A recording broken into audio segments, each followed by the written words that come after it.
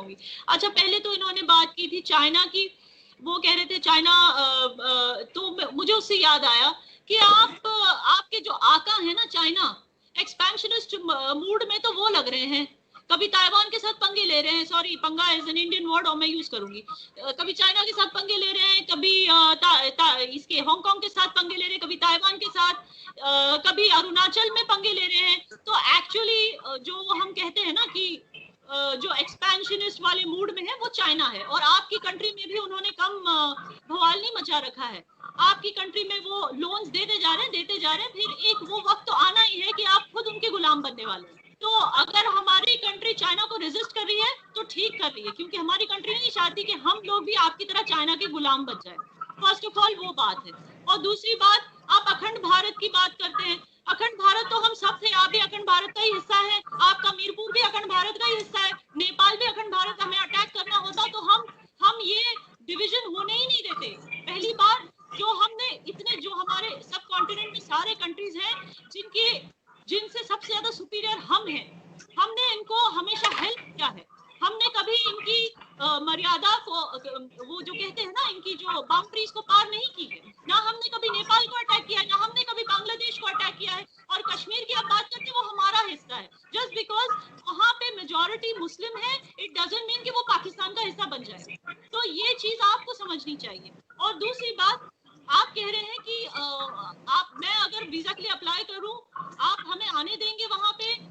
ये जाहिर सी बात है, आप हमें रोकेंगे नहीं। ये कहा था ना, हामिद साहब ने कहा था कि मुझे रोका नहीं जाएगा जब मैं आजाद कश्मीर आऊंगी।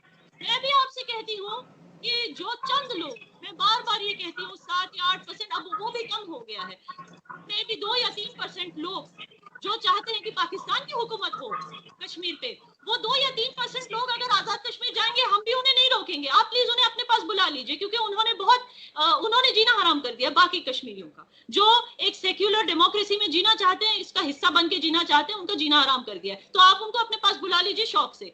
और फिर इन्होंने बात की थी नेहरू की। पहली बात, नेहरू कोई वो नहीं था, किंग नहीं था। उनकी जब गवर्नमेंट थी, आप बहुत सारी चीजों को मिक्स करके लोगों को कंफ्यूज कर रहे हो। हाँ, ये सच है, नेहरू जी की ही तो गवर्नमेंट थी जिसने सैयद सलाउद्दीन को धोखा दिया था, वो नेहरू जी की तो गवर्नमेंट थी ना। अब जब नेहरू जी की गवर्नमेंट नहीं है, अब दूसरी गवर्नमेंट आई है, तो आप उसको भी आप कह रहे हो कि वो भी गलत है। आप कभी नेहरू का सपोर्ट करते हो, कभी नेहरू का सपोर्ट नहीं करते हो। तो आप इस तरह की कंफ्यूजन क्रिएट करके आपने एक एजेंडा बना दिया है कि इंडिया के खिलाफ किसी भी तरह से ये एजेंडा प्रोपेगेट होता रहे। और दूसरी बात, पॉलिटिकल स्पेस की आप बात कर रहे हैं, हमारी गवर्नमेंट ने क्लियरली बोला है कि 370 को हटाया गया है, और अभी प्रेजेंटली जिनको डिटेन किया था उनको भी छोड़ दिया। आप कुछ महीने पहले तो आप डिटेनीज की बात कर रहे थे, उनको डिटेंशन में रखा है, उनको छोड़ दिया गया।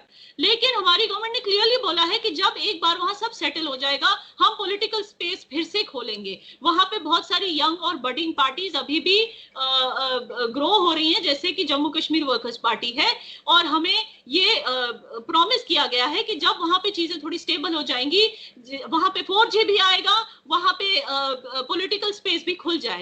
और वहां पे मैं हर डिबेट में कहती हूँ, आरजू को पता है ये बात, कि जो पंचायत इलेक्शंस हैं, बीटीसी के इलेक्शंस हैं, वो कंटिन्यू अभी भी हो रहे हैं, और वहां पे 90% प्लस लोग आते हैं वोट करने के लिए। जबकि जब ये महबूबा मुफ्ती और इस तरह की जो 2 डायनेस्टीज हैं जो कश्मीरियों को लूट रहे थे इतने सालों से, जिसकी वजह से उन्हें डिटेन किया गया, क्योंकि वो ये एक तरह से वो ये कॉन्फ्लिक्ट और कंफ्यूजन को खत्म ही नहीं होने दे रहे थे अपने मतलब के लिए।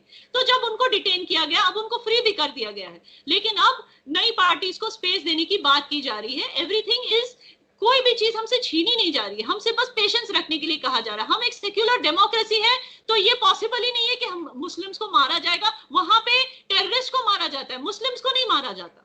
तो ये बात, आप इस तरह की बातें करना बंद कर दीजिए। जो टेररिस्ट आ रही है ना, प्लीज सुनिए, वहां पे टेररिस्ट किस किस्म के काम करते हैं, मैं उनको मिलिटेंट्स भी कह सकती हूँ, मैं मिलिटेंट्स नहीं कहूंगी, क्योंकि ऐसे नहीं है कि वो सिर्फ मिलिट्री से लड़ रहे हैं। वो पैसों के लिए लोगों को, जो नवकदल में अभी एनकाउंटर हुआ था, वहां के लोगों को बुली किया था उन्होंने, गन्स दिखा के कि हमें आप शेल्टर दो, नहीं तो हम आपको शूट कर देंगे।